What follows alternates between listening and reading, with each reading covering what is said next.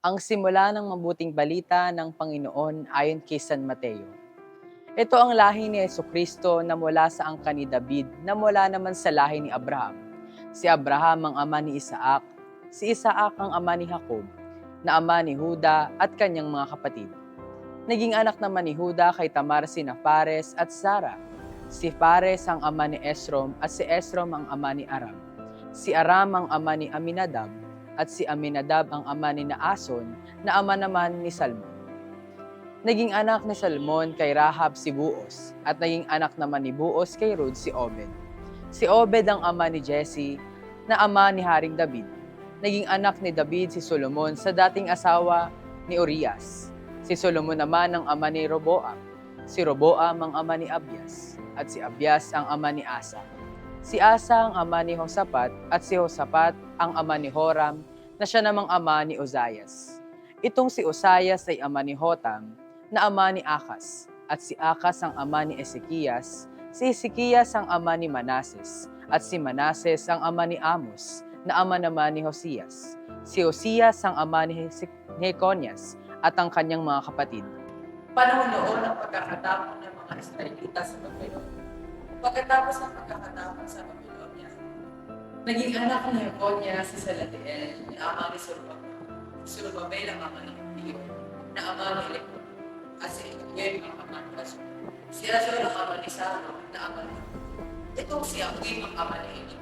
Si Ehud ang ama ni Elisa at si Eleazar ang ama ni Mata na ama ni Jacob at si Jacob ang ama ni Jose na asawa ni Maria.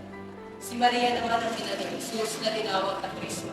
Sa makatuwid, 14 na sanang lahi mula kay Abraham hanggang kay David. 14 mula kay David hanggang sa pagkakatapon ng mga Israelita sa Babilon. At 14 din mula sa pagkakatapon sa Babilonia hanggang kay Kristo.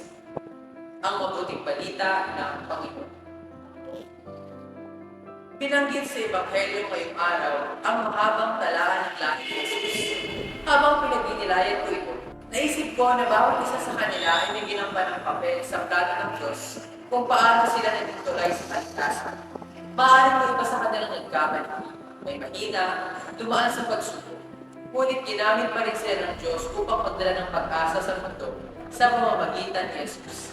Napagtanto ko na ganoon din para sa buhay ko.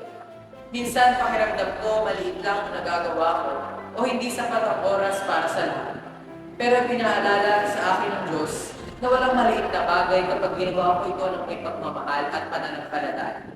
Ang bawat pagsisikap, bawat pagod sa trabaho, at bawat oras ng paglilingkod sa simbahan ay may halaga sa mata ng Diyos.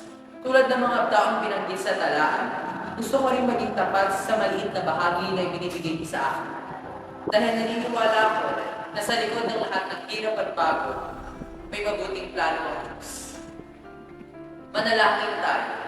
Panginoon, salamat po sa iyong kabutihan at katapatan. Tulungan mo akong laging magtiwala na may magandang plano ka para sa akin. Kahit sa mga panahon hindi ko ito naunawaan. Bigyan mo ko ng lakas na magpatuloy at ng pusong marunong magpasalamat sa bawat biyayang natatanggap. Naway matutunan kong maging tapat sa maliit na bagay at maging masunurin sa iyong kalooban gaya ng mga taong ginamit mo upang maisakatuparan ang iyong plano ng kaligtasan. Patuloy mo akong gabayan, Panginoon, at naway maging daan din ako ng iyong pag-ibig sa iba.